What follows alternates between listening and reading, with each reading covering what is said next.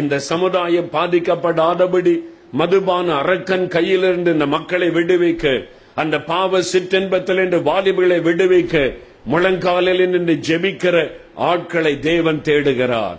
அதற்குத்தான் உங்களை யுத்த புருஷராய் தேவன் தெரிந்து கொண்டார்.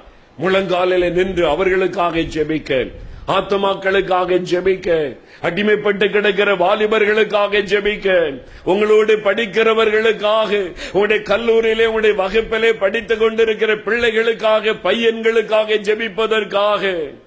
அவர்கள் குடிகாரர்கள் துன்மார்க்கமாய் அலைகிறார்கள், நமக்கு என்ன என்று ஒதுங்கி போக முடியாது. அவர்களுக்குள்ள ஒரு விலையேறப்பட்ட ஆத்துமாய் இருக்கிறது. அவர்களுக்காக இயேசு சிலுவை சுமந்திருக்கிறார். அவர்களுக்காக சிலுவையில் ரத்தம் சிந்தி இருக்கிறார். அந்த ஆத்துமாக்களுக்காக அவருடைய உள்ளம் பரிதபிக்கிறது. நரகத்தை நோக்கி அந்த ஆத்துமாக்கள் போய் கொண்டிருக்கிறது. உங்களுடைய வகுப்பிலே உன்னோடு படித்துக் கொண்டிருக்கிற எத்தனை பேர் இந்த நரகத்தின் அக்கினியை நோக்கி போய் கொண்டிருக்கிறார்கள்.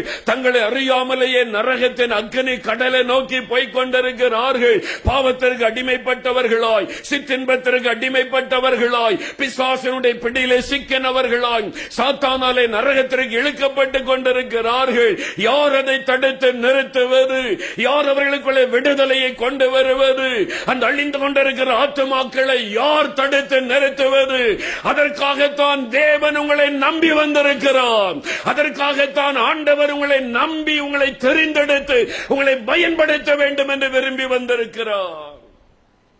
உங்களை அதற்காக ஒப்பு கொடுக்க வேண்டும்.